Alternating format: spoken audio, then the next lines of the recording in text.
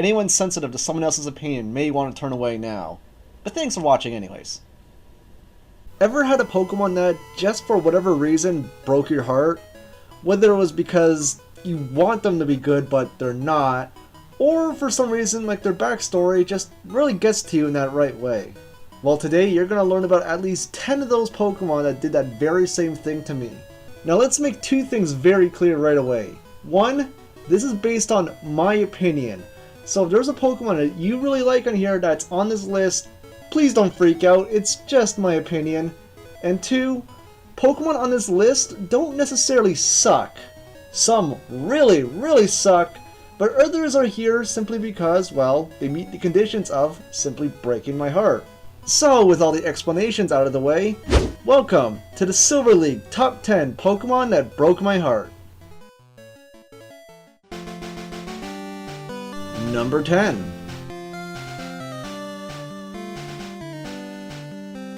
Pangoro is one of those Pokemon that I think a lot of people were really excited for when we first heard about it. And then, well, it kind of just disappointed. As much as we were excited for Kung Fu Panda, well, Dark Fighting isn't exactly the best competitive typing. Scraggy has already proven this, and it at least has defensive stats to kind of warrant, well, all the weaknesses it got because of fighting and Dark beforehand, but now it also has to deal with the times 4 Fairy weakness.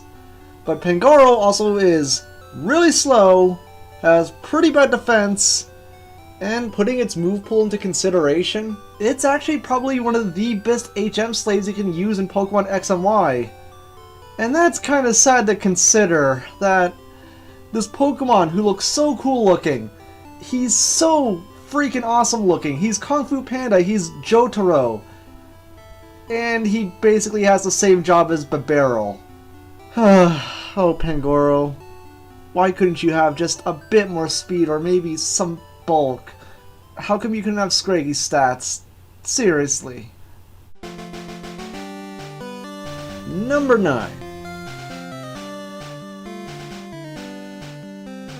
Luxray is another Pokemon that looks really cool and you really wish it was better, but it's honestly not.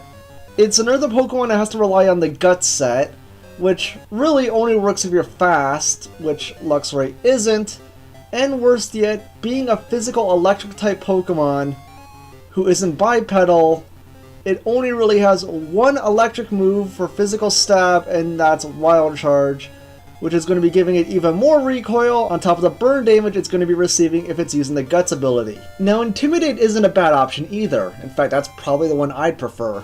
But let's go back in time for a bit. Back in the days of Generation 4, it didn't even have the option for Guts. But something else it didn't have back then. It didn't even have Wild Charge. Back in Generation 4, when it came out, its only physical electric type option was Thunderfang, a physical electric type who could only learn one of the weakest electric moves in the game besides, you know, the ones you get when you're a Pikachu. Oh boy! Luxray effectively got the same treatment that Absol had back in Generation 3, of having a setup that just doesn't work for its typing. The physical special split was a great thing, but it basically screwed Luxray right from the gate. I'm sorry, buddy. Even by today's standards, you still don't have that many options to really bring you out of the ditch, and it just breaks my heart.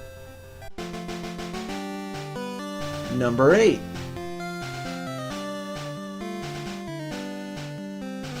I don't know why I like Golduck.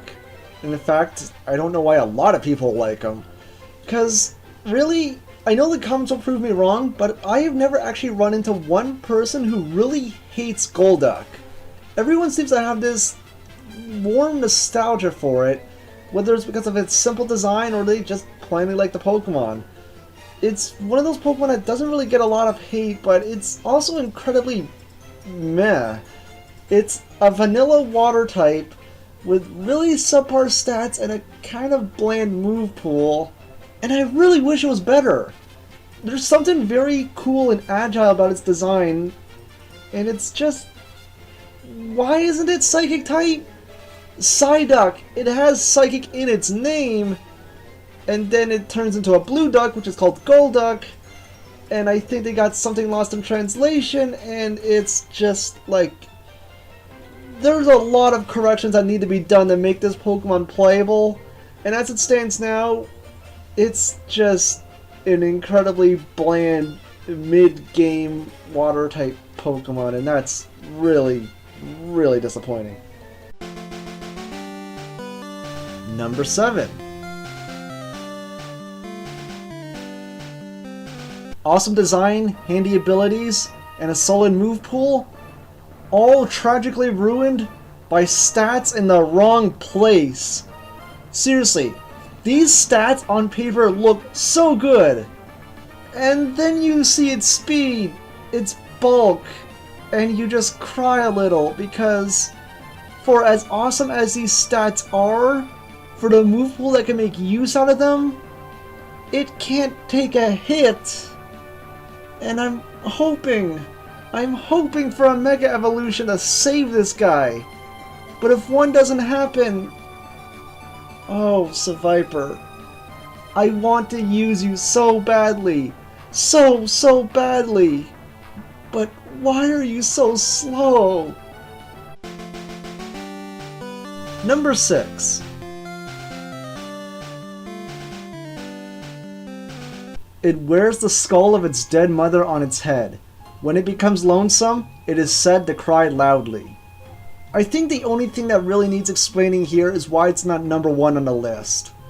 Well, tragic backstory aside, as a competitive player, the following Pokemon really affected me a lot more. And we're going to get to those right now. Number 5. Why is Darkrai Uber? Seriously, is it because of Dark Void? Well, if that's the problem, just ban Dark Void. You've banned the move Swagger, so why not ban Dark Void? Darkrai is an incredibly underwhelming and disappointing Pokemon. It has a rather shallow move pool, especially for these days, where it can't really fend off that much. Raising my Darkrai, which has 31 in everything, at level 80, it was having a hard time one-shotting Autonos, and I maxed out its special attack stat. What? On the Silver League, we have unbanned Darkrai, but we have also banned Dark Void. 3 gym leaders tried it out in their gyms, and you know what?